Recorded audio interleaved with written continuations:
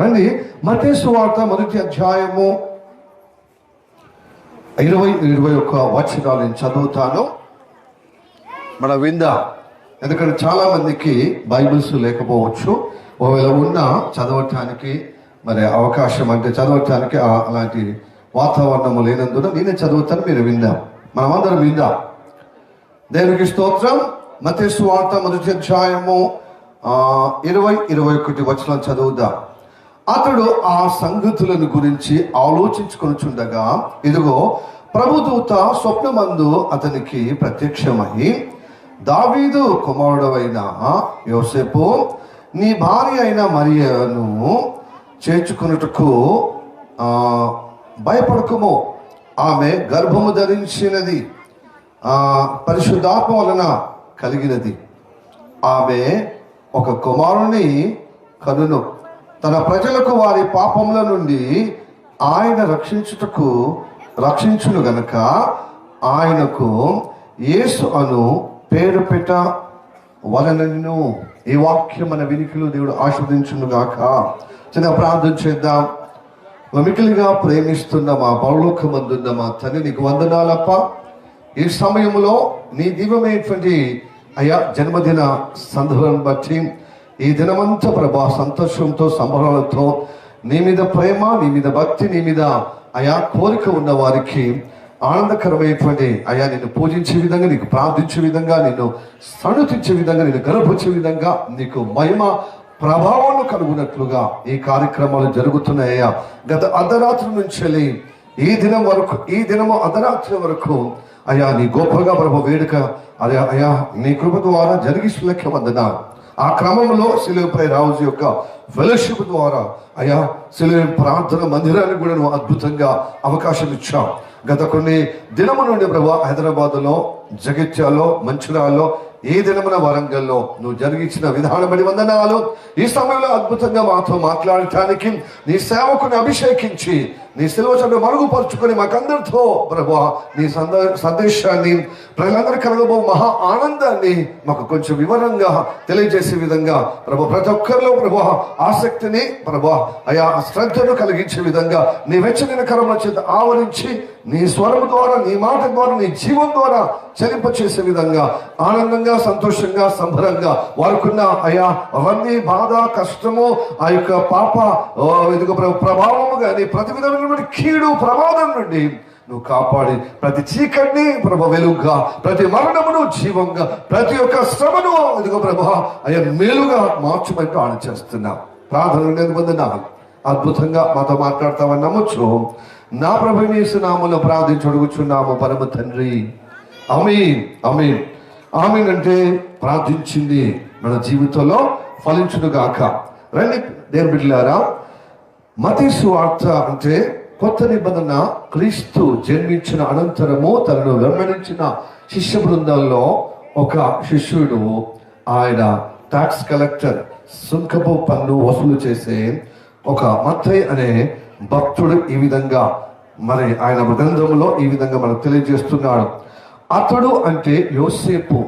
యోసేపు దావీదు వంశస్థుడు. దావీదు అంటే ఎవరయ్యా అంటే ఇజ్రాయెల్ దేశంలో ఒక ప్రత్యేకమైనటువంటి మహనీయుడుగా, రాజుగా, గొప్ప రాజుగా పేరొందినవాడు, పేరు కాంచినవాడు, ప్రఖ్యాతి కాంచినవాడు. ఇంతకు మన తరములో ఆయన గురించి అంతగా తెలియకపోయినా అతని యొక్క కార్యాలు మనం ఒక్కసారి వివరించుకుంటే మనకు తెలుస్తుంది. ఇజ్రాయెల్ ప్రజలందరూ ఇప్పుడు పాలస్తీనాలో ఉన్నటువంటి ఇజ్రాయెల్ ప్రజలందరూ వాళ్ళ యొక్క జాతీయ జెండా మనకు తెలుసు. వాళ్ళ జాతీయ జెండా తెల్లగా, దానికి హారిజాంటల్ అడ్డము, లేకపోతే పైకి కిందికి అడ్డం అంటే హారిజాంటల్ లైన్ ఉంది, బ్లూ కలర్. అలాగే మధ్యలో స్టార్ ఉంటుంది. ఆ జెండా ప్రతిపాదించినటువంటి వ్యక్తి క్రీస్తు పూర్వము యేసయ్య పుట్టక మునుపు శరీరధారిగా అవతరించిన మునుపు ఆయన 1500 సంవత్సరాల్లో ఇజ్రాయెల్ ప్రజలు ఐగుప్త దేశం నుంచి విడుదల పొందుకొని ఆ అరణ్యములో దేవుని యొక్క గ్రంథము పొందుకున్న ఆ క్రమములో దాదాపుగా మరి క్రీస్తు పూర్వము 1000 సంవత్సరాల్లో ఈ గ్రంథం వచ్చి 1500 అయితే ఆ దావీదు మహారాజు అద్భుతంగా తన యొక్క మరి పరిపాలన గొప్పగా ప్రజలకు ప్రభావితం చేసిన ఆ మహారాజు క్రీస్తు పూర్వము 1000 సంవత్సరాల్లో ఉన్నవాడు అనమాట. అతడు 40 సంవత్సరాలు అద్భుతంగా అబ్బరపరిచే విధంగా ఇజ్రాయేలును వారి తరతరాలు గుర్తించిపోయే దేవుని పరిపాలన, దేవుని యొక్క న్యాయ పరిపాలన, దేవుని యొక్క మరి నీతి పరిపాలన అందించి స్థిరస్థాయిగా వారి గుండెల్లో వారి దేశంలో ఒక తరగని ముద్ర మరి ఆ ప్రభావితం చేశాడు. అందుకోసమే దావీదుపురం అని ఆయన ఆ రాజు పేరే ఆ యెరూషలేము ఆ పరిసర ప్రాంతంలో బెత్లెహేం అనే ఆ గ్రామానికి దావీదుపురం అని పేరు వచ్చింది. అందుకోసమే ఆ దావీదుపురమైన ఈ బెత్లెహేము ప్రాంతంలో మరి దావీదు వంశీయులు ఉన్నారనమాట. ఆ రాజు పరిపాలన యొక్క మరి సంతతి వారందరూ అక్కడ నివాసం ఉన్నారు.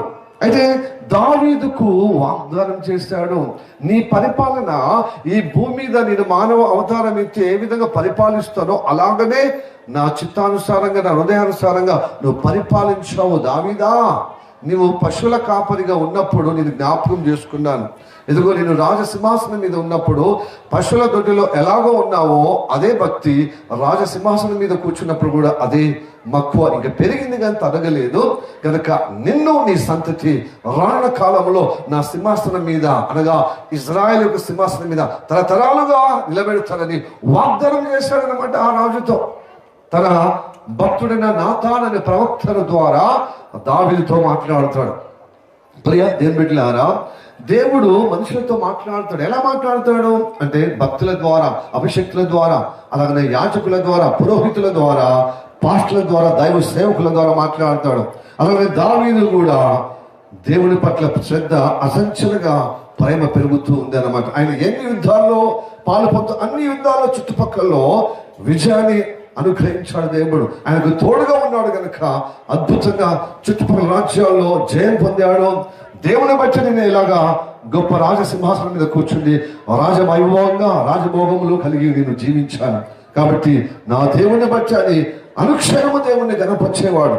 కాబట్టి ఆయన హృదయాన్ని చూసి దేవుడు సంతోషించి అతనికి ఆశీర్వాద వాగ్దానం ఇచ్చాడనమాట. నీకు రానున్న కాలంలో నీ సంతతిని వదిలిపెట్టను, నీలో నా దివ్య పురుషుడిగా కాలం సంపూర్ణమైనప్పుడు యుక్త కాలములో వాక్యమైన దేవుడు ఆయన శరీరధారిగా నీ వంశములో నీ రక్త సంబంధంలో నేను జన్మింపజేస్తాను ఒక దైవ కుమారుని అని దేవుడు ఆనాడే వాగ్దానం చేశాడు. కాబట్టి ఆ వాగ్దానిక పనిలో నేను పని చేస్తుండగా అకస్మాత్తుగా నా రూమ్ నిండా వెలుగుతో గాబ్రియెల్ దూత ప్రత్యక్షమై, ఎదుగో కన్య అయిన మరియా, దేవుడి చేత నువ్వు దయప్రాప్తురాలుగా ఉందుగాక, దేవుడు నిన్ను ఏర్పరచుకోబోతున్నాడు, నీవు గర్భవతి ఒక కుమారుని కనబోతున్నావు అన్నప్పుడు ఆమె కూడా అవక్కైపోయి తొందరపడి భయపడ్డాదన్నమాట. భయపడకు మరియా, దేవుడు నీకు సంతానం ఇవ్వబోతున్నాడు. అప్పుడు ఆమెనే ఆశ్చర్యపోయింది, నేను పురుషుని ఎరగనైతిని కదా. ఈనాడు చాలా మంది రకరకాలుగా అనుమానాలు ఉంటున్నాయి. ఈ మరియా లాగానే, యోసేపు లాగానే ఈ లోకమే కాదు తప్పుగా అనుకునే వివిధ మతస్థులు కానీ, వివిధ యేసుప్రభుని ద్వేషించేవారు కానీ, వివిధ మతములో ఉన్నవారు, కులములో ఉన్నవారు, దేశంలో ఉన్నవారు, మరి దేవుని నమ్మని నాస్తికులు కూడా ఇదే అభిప్రాయం ఉంది. మీ అందరికంటే మరియమ్మకు వచ్చింది ఆ డౌట్, మీకందరికంటే వారందరికంటే ఇదిగో సమాజంలో సహజంగా ఉన్నటువంటి ఆ యొక్క తప్పుడు ఆలోచన, తప్పుడు అభిప్రాయం యోసేపుకి వచ్చింది, వాళ్ళకే వచ్చింది. దంపతులకండి వాళ్ళు ఇంకా వివాహం కాకముందే పెళ్లి కాకుండానే ప్రధానం చేపడ్డప్పుడు వాళ్ళకు వచ్చింది ఆ డౌట్ ఇప్పుడు లోకమందరికీ అదే డౌట్, కొత్త ఏమీ కాదు. అది అప్పుడే వాళ్ళకే వచ్చింది, దంపతులకే వచ్చింది. అరే మేము ఏకం కాకముందు ఎలాగా కుమారుడు పుడతాం? ఈ లోకంలో ఎప్పుడైనా ఇలా జరిగిందా? విడ్డూరము, పురుషుడు ప్రమేయం లేకుండా ఎలాగా కన్సీవ్ వస్తుంది, ఎలాగ గర్భవతి అవుతుంది, ఎలా గర్భం దారుస్తుంది అని ఆ మరియమ్మనే అవాక్కయింది. ఇటు యోసేపు కూడా చెడుగా అందరిలాగానే ఆలోచన చేశాడు. ప్రియ దేవుని బిడ్డ, ఇలాగా అన్ని మత గ్రంథాల్లో ఉంది, అన్ని మతాల గ్రంథాల్లో ఉంది. విడ్డూర ఆశ్చర్యము, విస్మయం పొందే కార్యాలు ఉన్నాయి. మనం అవి విమర్శిస్తే భావ్యం కాదు. దేవుడికి అసాధ్యం అంటూ ఏది లేదండి. దేవుడు మరి భక్తులను ఏర్పరచుకుంటే అసాధారణమైన విధంగా కార్యం జరుగుతుంది. అది మన మైండ్కు, మన మేధస్కు, మన యొక్క తెలివికి మించినదిగా, అది ఊహకు అందదు. సైంటిఫిక్ కూడా ఆ గమ్య గోచరమే వండర్ఫుల్, అదే ఆశ్చర్యం కదా. మన గోచరం అయితే అది ఆశ్చర్యం ఏమవుతుంది? దేవుడు ఆశ్చర్యకరుడు, ఆలోచనకర్త. ఆయనకు అసాధ్యం అంటే ఏది లేదు, ఆయన ఏదైనా చేయగలుగుతాడు. అయితే మానవాళ్ళందరూ తల్లి గర్భంలో జన్మిస్తారు కనుక దేవుడు కూడా నరవతరము ఆ గర్భము ద్వారానే ఎత్తవలసి వచ్చింది, నరు రూపంగా. ప్రియ దేవుని బిడ్డలారా, ఇది కేవలము క్రైస్తవ మతములోనే, క్రైస్తవ మరి భక్తులోనే కాదు, ఈవెన్ పురాణంలో, ఇతిహాసంలో కూడా ఉంది. ఉదాహరణకు రామాయణంలో దశరథుడు ఉంటాడు, రాజు, శ్రీరాముని యొక్క తండ్రి దశరథుడికి 4 భార్యలు. వాళ్ళు సాధారణంగా జన్మించిన వాళ్ళు కాదు. అలా భార్యలు పాయసము తాగారు కొడుకులు పుట్టడానికి. పాయసము తాగితే ఇదిగో రాముడు, లక్ష్మణుడు, భరత, శత్రుఘ్నులు అంటే 4 కుమారులు పుట్టారు. మరి దాన్ని మనం తప్పుపట్టే విధంగా ఉంటామా? అట్లా అనరాదు. ఎందుకంటే వాళ్ళు నమ్ముకున్న భక్తి నిజంగా మరి వాళ్ళు అలాగా జన్మించారన్న నమ్మకం కలిగి ఉన్నారు. మరి ఆ గ్రంథములో ఉన్నది కాబట్టి నమ్మి భక్తి చేస్తున్నప్పుడు ఆ సున్నితమైనటువంటి ఆ భక్తిని మనం కించపరచడానికి ఎవరి వల్ల కాదు. నీకు నమ్మకపోతే నమ్మకపో, కానీ నమ్మిన వారి భావాలను, వారి అంతరంగమును గాయపరిచే విధంగా మనం తప్పుగా ఆలోచన చేయొద్దు. ఎందుకంటే మరి పురుషుల ప్రమేయం లేకుండా ఒక పాయసము, ఒక తీయటి పదార్థము తాగితే, ఆ ద్రవం తాగితే 4 పుడతారండి విడ్డూరంగా అని చెప్తే అది భక్తి ఎలా అవుతుందండి? దేవుడికి అసాధ్యమేది కావచ్చు. అలా అది నమ్మకం. ఇంతెందుకండి, మహాభారతంలో సూర్యుడు ఆ యొక్క నీళ్ళలో జలగంబో అంటే కుత్తిదేవి ఆమె స్నానం చేసినప్పుడు ఒక బుగ్గ, ఆ నీళ్ళ మీద బుడగ మీద సూర్యుని కిరణాలు పడి చాలా చక్కగా ముద్దులు ఒలిపే విధంగా ఆ సంబరంగా ఆమె ఆ బుగ్గను అలుముకున్నప్పుడు ఆమె గర్భవతి అయింది. కర్ణుడు పుట్టాడు. మరి ఆ బుగ్గ అలుముకోగానే కర్ణుడు పుట్టినప్పుడు దాన్ని శంకిస్తామా? అది మహాభారతంలో అది ఆ నమ్మకం అలా ఉంది. నమ్మకముని మనం ఒమ్ము చేయటానికి లేదు కదా. ఈ పురాణాల ఇతిహాసాలు ఇలాంటి అనేక విడ్డూరాలు ఉన్నాయండి. ఆ విడ్డూరాలని పక్కన పెట్టి ఈ మరియమ్మ ఎలా కన్సీవ్ అవుతుందండి, పురుషులు లేదంటే మరి వాళ్ళు ఎలా కన్సీవ్ అయ్యారు, వాళ్ళు ఎలా జన్మించారు? వాళ్ళు అసాధారణమైనటువంటి మరి మనుషులే. మనము శ్రీరాముని దేవుడుగా నరవతారంగా మనం కొలుచుకుంటాం. రాముడే అని చెప్పి రాముని చాలా తలపోస్తారు. రాముల్లాగా ఉండాలని మరి ఈ భారతీయులందరూ, స్త్రీలందరూ రాముల్లాగా నా భర్త ఉండాలి, శ్రీరామచంద్రులాగా నా భర్త ఉండాలని ఆదర్శంగా ఉండాలి. ఎందువల్ల రాముడు అందాల రాముడు అయిపోయాడని అలా ఉండాలని కోరుకుంటారు. మరి కరెక్ట్ కదా. అలాగనే కర్ణుడు కూడా ఆయన కర్ణ దానగుణము, ఆయన ఏది ఇచ్చినా ఆయన కౌశకు ఉండాలి అంటే ఆయన ప్రాణం ఏమన్నా ఇచ్చేటువంటి దాన కర్ణుడు. నిజంగా కర్ణుడు పాత్ర అపారమైనది, అమోహనమైనది. ఆయన యొక్క ఉదార స్వభావం అద్భుతమైనది. అసలు ఆయన యొక్క పాత్ర అద్భుతం. అయితే ఆయనకేందో దురదృష్టకరము, మరి 190 కారణాల వల్ల ఆయన చావాలా అయిపోయింది. కానీ ఆయన మంచి పాత్ర అని కొనియాడతాం మన మహాభారతంలో. అలాగనే రామాయణం ఇలాగా ఉన్నాయన్నమాట. ఇంతెందుకు, ఈ లోకములో మన ఇతిహాసాల్లో మన యొక్క పురాణాలు ఇలా చెప్తున్నాయి. 3 గుడ్లలో త్రిమూర్తులు పుట్టారు. గుడ్లలో పుట్టడం ఏంటి? పక్షులు పుడతాయి, పాములు అంటే జంతువులు పుడతాయి, లేకపోతే అలాగనే పాకే పురుగుల్లో గుడ్లో నుంచి మరి బలులు కానీ మరి ముసళ్ళు కానీ మొదలైనటువంటి అవి జన్మిస్తాయి గుడ్లలో. మరి ఈ లోకము పాలించేటువంటి భారతీయుల సంస్కృతి నమ్మకంలో ఉన్నవారు త్రిమూర్తులు పుట్టారు గుడ్లలో నుంచి. మరి అదే సాధ్యమంటే అది భగవంతుని యొక్క లీల. మనకు అర్థం కాకపోతే లీల అంటాం కదా, అదంతా మాయ. దేవునికి అసాధ్యం అంటే ఏది లేదు. అది మన హృదయానికి మన మేధస్సుకు అది గోచరమైతే అది అలా పెద్ద గొప్పతనం ఏముందండి? అన్ని రీజన్ అవసరం లేదు కదా. దేవునికి అసాధ్యం అంటే ఏది లేదు. అదే కదా మన మేధస్సుకు, మన జ్ఞానానికి మించిన అద్భుతమే అది దైవలీల, దైవమాయ, దేవుని కటాక్షం అంట. అలాగనే పరిశుద్ధ గ్రంథం కూడా ఉందండి. ఏ మతాన్ని, ఏ కులాన్ని, ఏ జాతిని మనం కించపరచడానికి లేదు. వాళ్ళ నమ్మకం వాళ్ళకు ఉన్నది, దాంట్లో ఒక నీతిని పట్టుకుని వాళ్ళు జీవిస్తున్నారు. అయితే ఈ లోకమందరికి మహా సంతోషకరమైన శుభవార్త, సువార్త నీ కొరకు, నా కొరకు వాక్యమై ఉన్నవాడు, వాక్య స్వరూపుడై ఉన్నవాడు శరీరధారిగా యుక్త కాలంలో మరియమ్మ గర్భంలో జన్మించాడు. అయితే ఆమె గలిలయ ప్రాంతము, యూదా దేశానికి ఉత్తర ప్రాంతంలో ఉన్నటువంటి ఆ గలిలయ ప్రాంతము నజరేతు అనే ఊరిలో ఆమె చెందింది. ఈయన దక్షిణ దేశపు యూదా దేశమైన బెత్లెహేమ్ అనే యూదా పట్టణం, యూదాపురంలో ఈ మరి యోసేపు చెందినవాడు. మరి అక్కడికి లింక్ ఏర్పడ్డది పెద్దవాళ్ళ ద్వారా. అయితే ప్రధానంగా చేపట్టేటప్పుడు ఈ వార్త, శుభవార్త, భయభక్తులు కలిగిన వారు, దైవ అనుగ్రహం కలిగిన వారు, నీతిమంతులైతే ఇది శుభవార్త. దీన్ని తప్పుగా భక్తి ముసుగులో కొంచెం అర్థం కాని వాళ్ళు, ఇంకా దేవుడు నమ్మని వారికి ఇది తప్పుగా ఆలోచనగా అయిపోయింది. అయితే యోసేపుకు మరియమ్మకు తప్పుగా ఉండేది. కానీ గాబ్రియెల్ దూత ఈ తప్పును, వాళ్ళ యొక్క సందేహాన్ని, అనుమానాన్ని నివృత్తి చేసినప్పుడు వాళ్ళు దైవ నిర్ణయానికి లోబడ్డారు. యోసేపును వదిలిపెట్టేది, ఆమెను నువ్వు భార్యగా చేర్చుకో, ఆమె కల వరకు ఆమె నువ్వు కూడద్దు, ఆమెతో మరి తాకద్దు. ఆమె కూడా దేవుడు ఆజ్ఞకు లోబడి, దేవుడి చిత్తం ఇలా అయితే పర్వాలేదు, నన్ను లోకం ఎందని అనని, నన్ను ఘోరంగా అవమానంగా నిందగా చూడని పర్వాలేదు, ఈ లోకానికి అందరికీ మహా సంతోషకరమైన శుభవార్త, ఒక రక్షకుడు జన్మిస్తాడంటే ఇంతకన్నా గొప్ప కావాల్సింది ఏముంది, నా గర్భాన్ని దేవుడు వాడుకుంటాడు, ఓకే అని చెప్పి వాళ్ళు అక్కడి నుండి తిన్నగా యూదా ప్రాంతానికి వచ్చారు. అటు మరియమ్మ తాలూకు అంగీకరిస్తలేరు, ఇంట్లోకి రాణిస్తలేరు, వాళ్ళ కులంలో, వాళ్ళ మతములో.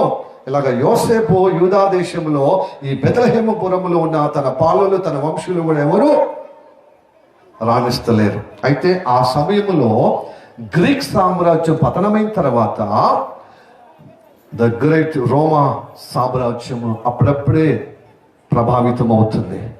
క్రీస్తు జన్మించిన సమయంలో రోమా సామ్రాజ్యము మరి విస్తరించబడింది 63 సంవత్సరాలు. 60 సంవత్సరాల తర్వాత కైసర్ అగుస్త్ అనే ఒక రాజు, మహారాజు పరిపాలిస్తున్న ఆ రోజుల్లో, అంటే అగస్టన్ అనే ఒక రాజు, రోమా రాజు, ఇతని సమయంలో పాలనలో యేసు ప్రభు జన్మించాడు. అయితే ఆయన ఒక డిక్లరేషన్ చేశాడు, మన దేశానికి, మన తెలంగాణ ఏర్పడిన తర్వాత జనసంఖ్య రాయుటకు మీ యొక్క ప్రాంతానికి పోయి మీ సొంత ప్రాంతంలో ఎక్కడ పుట్టినో అక్కడ వెళ్తే మీ పేరు గవర్నమెంట్ నమోదు చేస్తే, నమోదు ఎంతమందికి తెలంగాణ పౌరులుగా ఉంటారో మరి రికార్డ్ చేయబడటానికి, మీ సంఖ్య రాయటానికి, మీ పురానికి వెళ్ళమంటే మనము వేరే రాష్ట్రం నుంచి వచ్చారు చాలా మంది. తెలంగాణ ఏర్పడిన తర్వాత కేసీఆర్ ప్రభుత్వ సమయంలో ఆయా రాష్ట్రం, ఆయా దేశం నుంచి, ఎక్కడెక్కడ యుఎస్ నుంచి, ఇంగ్లాండ్ నుంచి, యూరోప్ నుంచి, గల్ఫ్ దేశం నుంచి, ఆఫ్రికా నుంచి, మన దేశ వేరే రాష్ట్రం నుంచి చాలా మంది వచ్చి వారి పేర్లు ఎలా నమోదు చేసుకున్నారో ప్రజాసంఖ్యగా, అట్లాగా ప్రపంచం మొత్తము సర్వలోకానికి ప్రజాసంఖ్య రాయుటకు మొట్టమొదటిగా ఆ అగస్టన్ అనే రాజు ప్రజలందరికీ ప్రజాసంఖ్య కోసము ప్రకటింపజేశాడనమాట. అది వారి ఒక సొంత ప్రాంతానికి చేరుకునే విధంగా ఆ రోజుల్లో వలస వచ్చారు.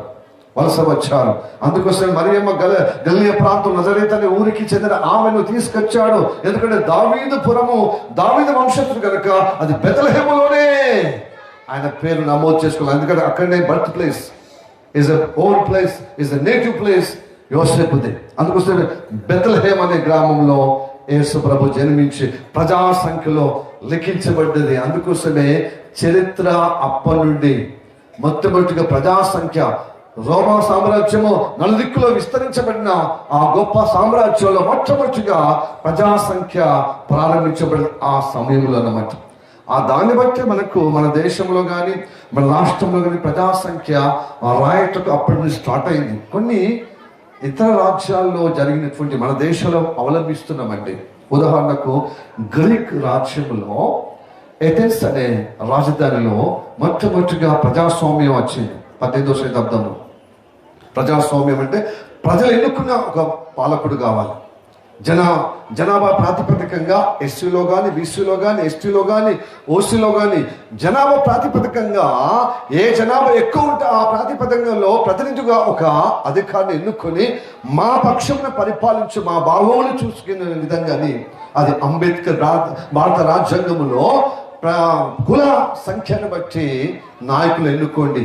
అందుకోసమే ప్రజాస్వామ్యాన్ని ప్రజలు ఎన్నుకున్న ఒక నాయకుడిని మనము మన బాగోగుల కోసము మన పరిపాలన చేసుకోవటకు మనం ఏర్పరచుకోవచ్చని ఆ యొక్క గ్రీక్ ఏథెన్స్లో వెలువడినటువంటి స్టార్ట్ అయిన ప్రజాస్వామ్య డెమోక్రసీ రిపబ్లిక్ మన దేశానికి అది ఆమోదించబడింది, భారత రాజ్యాంగంలో లెక్కించబడ్డది. అలాగా అన్ని దేశాల వాళ్ళ యొక్క గ్రంథాల్లో అనగా వాళ్ళ యొక్క శాసనాల్లో ఉన్నటువంటి మంచి అన్ని మన దేశంలో ఏకత్వంలో భిన్నత్వంలో ఏకత్వంగా అన్ని వర్గాల సంబంధ వర్గానికి క్షేమము, సమాన హక్కులు, న్యాయము, శాసనము, మరి గొప్ప మరి చట్టము ఉండాలని అంబేద్కర్ ఆయా దేశాల యొక్క వారి యొక్క మరి కాన్స్టిట్యూషన్ బుక్ రిఫర్ చేసి కూర్పు చేశారనమాట. అందుకోసం మన అంబేద్కర్ చాలా మహనీయుడు. ఎందుకయ్యాడంటే అన్ని వర్గాల వాళ్ళకు న్యాయం జరగాలి, స్త్రీలకు, పురుషులకు, అన్ని కులాల వారికి అనగా. అందుకోసమే అమెరికా దేశంలో ఉన్నటువంటి వారి భారత రాజ్యాంగాన్ని పరిశీలించాడు.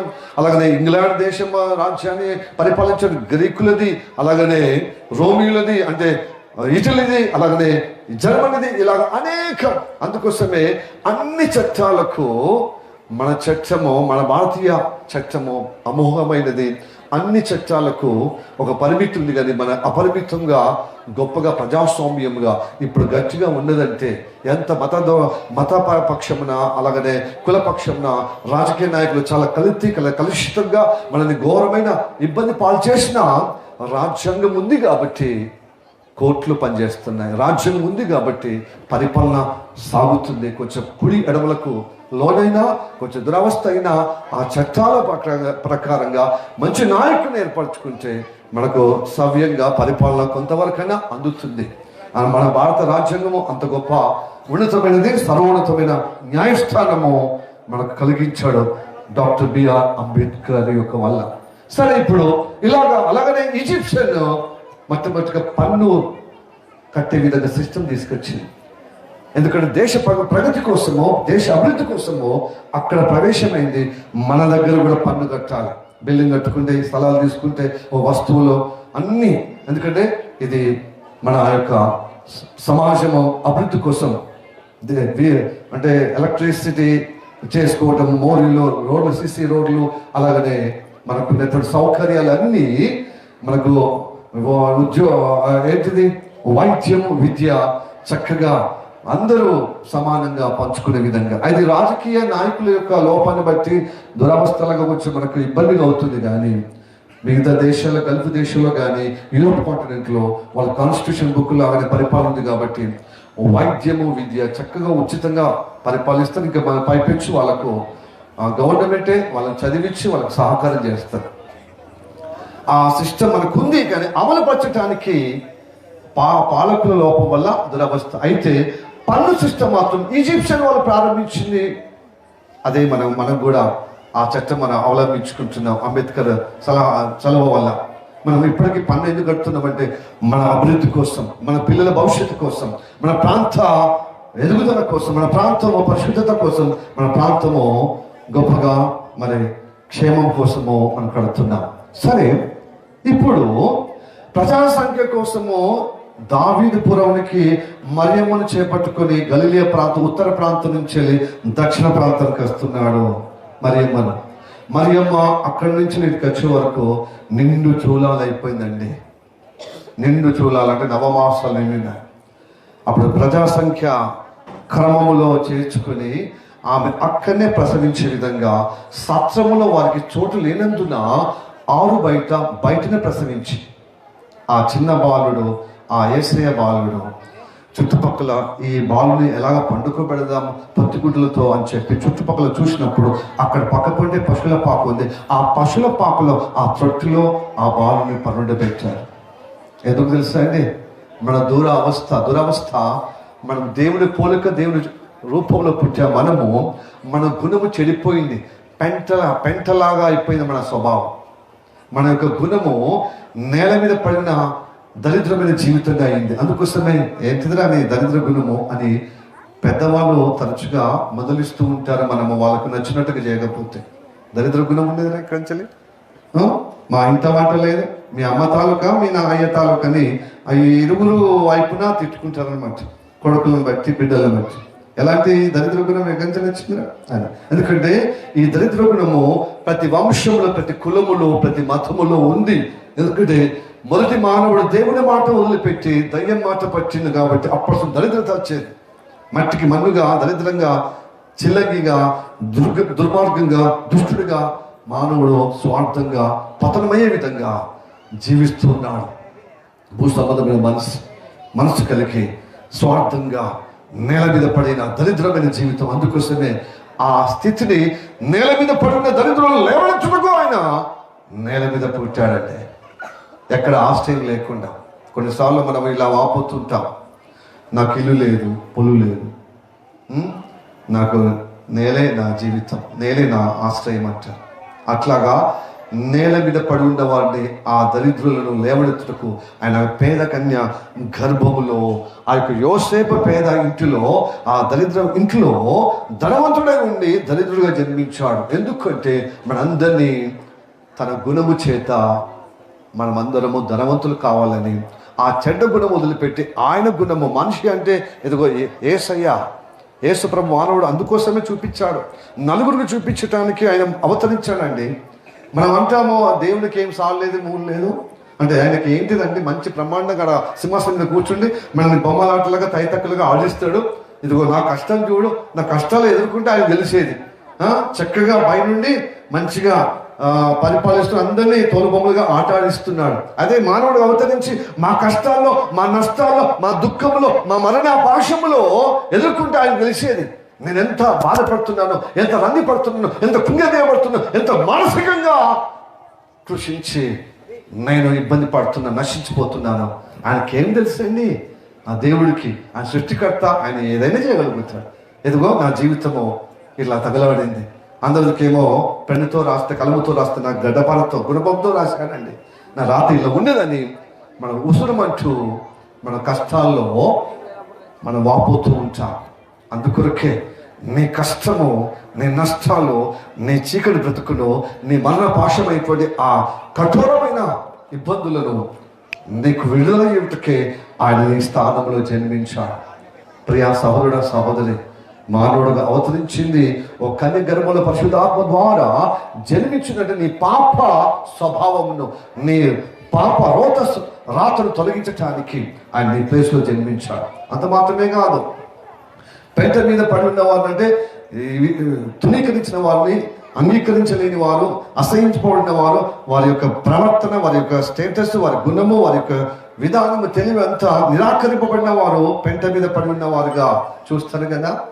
అంత మాత్రమే కాదు, పెద్దవాళ్ళుగా ఉంటాం. ఏదో నీకు తెలివి అంత నెత్తిలో ఏముంది, మెదడులో ఏముంది, పెండ ఉంది, నీకు మంచి మైండ్ లేదు కాబట్టి నువ్వు ఇలా మాట్లాడుతూ, ఇలా ప్రవర్తిస్తూ, ఇలా నిర్ణయం తీసుకుంటూ, ఇలాగా నువ్వు ప్రవర్తిస్తా. ఏదో నీ మెదడులో పెండ ఉందని, ఎంత పెండ ఉందని మాట్లాడుతూ ఉంటారు. చిన్నప్పుడు తల్లిదండ్రులు కావచ్చు, మరి ఉపాధ్యాయులు, టీచర్లు కూడా చెప్పి ఎన్నిసార్లు చెప్పాలి, అది గుర్తుండదే ఉండదు. పెండ పెట్టుకున్నావా నా మైండ్లో అంటారు. అంటే పెండ మీద పడి ఉన్న రీతిగా కొంతమంది, మన భారతీయ సంస్కృతి కూడా విలేజ్లో, గ్రామీణ విలేజ్లో ఎక్కువగా పిల్లలు పుట్టి చనిపోతూ ఉంటే, పుట్టి అంటే చాలా నష్టం అయిన తర్వాత పిల్లలు పుడుతూ చచ్చిపోతున్నారు, చిన్నపిల్లలు అప్పుడే, లేకపోతే గర్భంలో అంటే అబార్షన్ అయిపోతుంది. అయితే పెద్దవాళ్ళు అంటారు, అంటే ఏ విధంగా అంటారు, వాడిని పెంటయ్య అని పేరు పెట్టండి, వాడు ఉంటాడు, ఇక అట్లా పెంటలో వాడు బతుకుతాడు, వాడు ఇస్తారాన్ని పెట్టండి, ఇస్తాలాగా అలా పడేసినట్టు ఉంటాడు. ఇక ఏది ఆశించకుండా, ఏది గాడుపు ధూళి దురాత్మ శక్తులు ఏమి ఆయన మీద పడకుండా ఆ పెంటయ్య, ఆ బొందయ్య, ఆ బొందోడు ఇవన్నీ పెడతారు. ఎందుకు? తీసేసినట్టుగా, అసహించుకున్నట్టుగా. అట్లా మానవ జాతి పేరు పెట్టే విధానం ఉన్నది, కానీ మానవ జాతి యావత్తు దేవునికి చేరుకోకుండా, దేవునితో అనుబంధము పోగొట్టుకున్న ఆ నైతిక విలువ లేనటువంటి దిగజారుతనము, పెంట మీద పడినటువంటి ఆ యొక్క స్వభావము, ఏ కులమైన అలాంటి స్థితిలో ఉన్నాం. బట్టకు, పై రూపానికి, ప్లస్ తిండికి, భవనాలకు గొప్పగా అలాకేంది అన్నట్టు కనబడుతుంది. కానీ స్వభావం అంతా పెంటలా ఉంది, స్వభావం అంతా దరిద్రంగా ఉంది.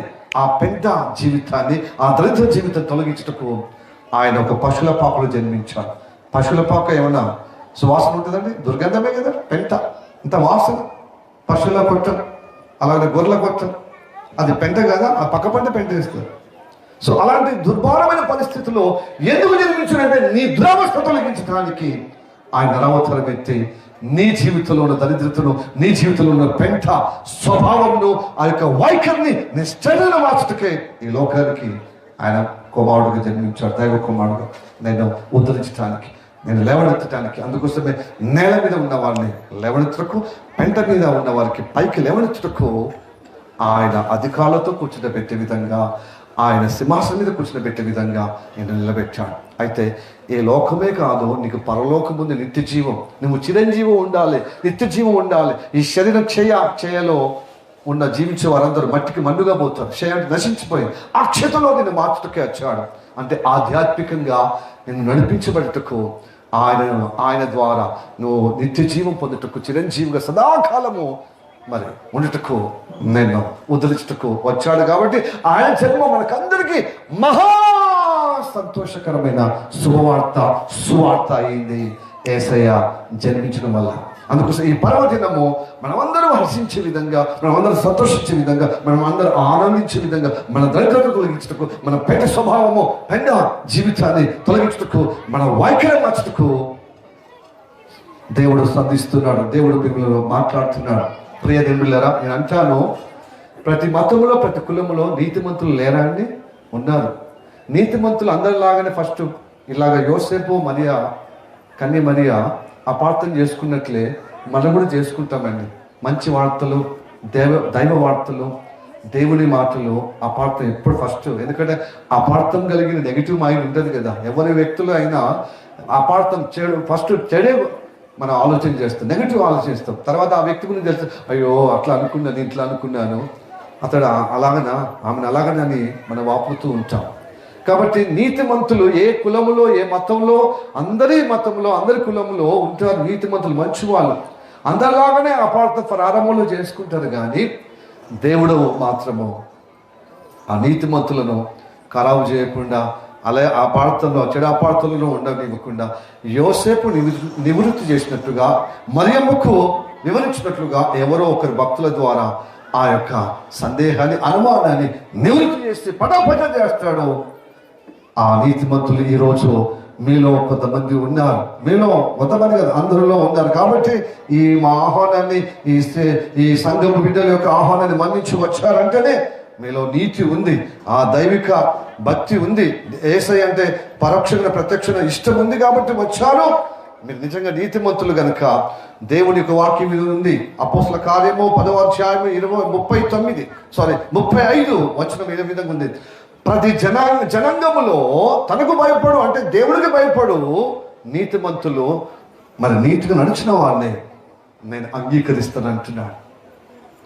దేవుడికి కులం లేదు, మతం లేదు. మనుషులు ఏర్పరచుకున్న కులం, మనుషులు ఏర్పరచుకున్న మతం, మనుషులు ఏర్పరచుకున్నారు ఈ వర్గము, ఈ పార్టీ, ఈ సంఘం. దేవుడికి సృష్టికర్తకి లేదండి. అందరినీ ఆయన సృష్టించాడు, అందరినీ ఆయన తీసుకుపోతాడు. అయితే తీసుకొచ్చిన దేవుడు తీసుకుపోవటానికి నేను సిద్ధపరుస్తున్నాడు. నువ్వు నరకములో, ఆ మరణ పాశంలో, నాశనంలో, ఆ యొక్క మురికి జీవితంలో, అంటే మన స్వభావంలో, ఆ మురికి స్వభావంలో అలానే నశించిపోవటం ఆయనకి ఇష్టం లేదు కనుక నశించే దానిని వెతికి రక్షకుడు మనుష్య కుమారుడుగా వచ్చి ఆయన పరలోకానికి, మరి స్వర్గానికి తీసుకుపోవటకు ఆయన మార్గదర్శకుడు అయ్యాడు. అందుకోసం నేనే మార్గం, సత్యం, జీవమై ఉన్నాను. నా ద్వారా ఆ సృష్టికర్త దగ్గరికి, ఆ సృష్టి లోకానికి, ఆ పరలోకానికి, ఆ మోక్షానికి చేరుతారని ఈరోజు తన దైవ సేవకుడి ద్వారా మనతో అందరితో మాట్లాడుతున్నాడు. నీతిమంతులైన దేవుని బిడ్డలారా, నీతిగా మనకు కూడా కొంచెమో అనుమానం ఉంటుంది. మరియమ్మ గర్భవతి, పెళ్లి కాకుండానే పురుషుడు తాకకుండానే ఆమె గర్భవతి అయింది కదా. ఎట్లా? ఇది క్రైస్తవులు ఏదో మూఢ నమ్మకాలు, మూఢ భక్తులు కాబట్టి వాళ్ళు నమ్ముతున్నారు. మేము అట్లా కాదని, అన్ని మతాల్లో మూఢ ఉందండి. అలా చూస్తే మనం ఇప్పుడే ఇందాకనే చెప్పాను కదా, రామాయణం కాబట్టి మహాభారతం కానీ. కనుక తప్పులు ఎంచితే ఏది మనం సాగదు. సత్యం కావాలి. అన్ని మత గ్రంథాలు సత్యమే వచ్చేస్తే సత్యాన్ని మనం విడిపిస్తుంది.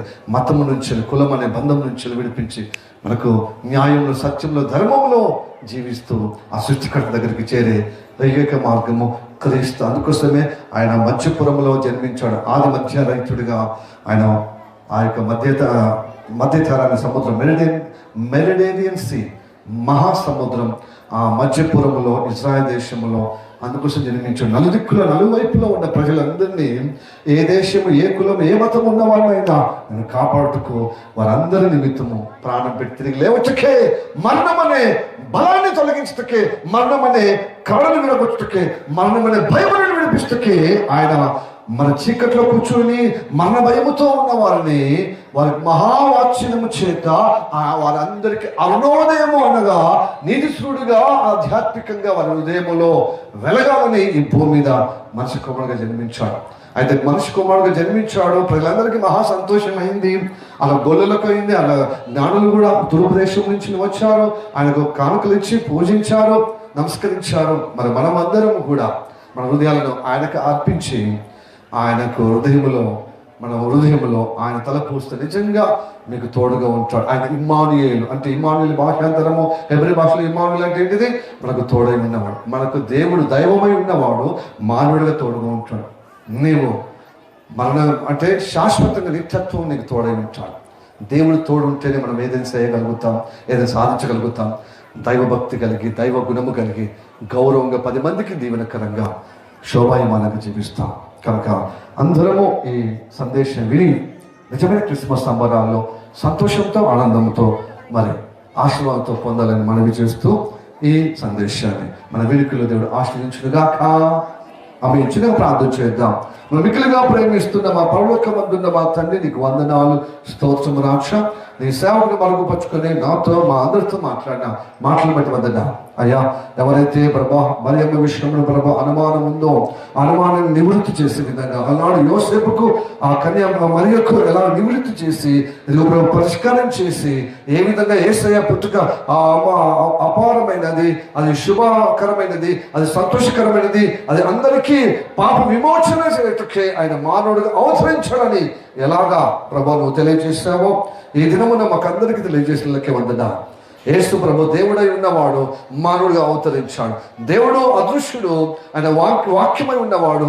ఆ వాక్యం శరీరాలుగా అవతరించి అందరి యొక్క జీవితంలో వాళ్ళ రాతను మార్చుటకు, వారి పాపము, శాపము, వారి చీకటి బ్రతుకును, వారి మరణ ఛాయలో, మరణ భయములో నుంచి, ఆ కబంధనస్తం నుంచి విడిపించడానికి, మరణము నుంచి, ఆయా మరణ బంధం నుంచి విడిపించడానికి మానవుడిగా అవతరించుడని ఈ గొప్ప పర్వదినమే, శుభవార్త ఇదే. అపి క్రిస్మస్ ఇదే. ఇదిగో ప్రభు, క్రిస్మస్ సంబరాలు జరుపుకునే గొప్ప ఆనందకరమైన దినమని, ఈ శుభదినమని, ఇదే విమోచన దినమని, ఇది గొప్ప మనుషులందరూ ఆనందంగా వెలుగుతో నింపబడే జీవితం అని ప్రభు నువ్వు తెలియజేసిన విధానం అని వందనా. నీ కృప నియంత్రణ ఉండుగాక. అందరి హృదయంలో వారి చీకటిని, వారి మరణ భయమును, వారి యొక్క ఆయా దరిద్రతను, గుణమును, అలాగే వారి స్టేటస్ను మార్చి వారి వ్యక్తిత్వంలో, వారి యొక్క సమాజంలో గొప్పగా విలువైన, గౌరవంగా తలెత్తుకునే, గంభీరంగా, దైవత్వంగా నువ్వు తోడుగా ఉండే నడిపించే గొప్ప నిత్య జీవముగా, చిరంజీవులుగా ఉండేటట్లుగా నిలబెడతామని నమ్ముచున్నాం. ప్రాధాన్యత వందనా యేసయ్య నామములో అడుగుతున్నాము పరమ తండ్రి. ఆమేన్, ఆమేన్. May God bless you.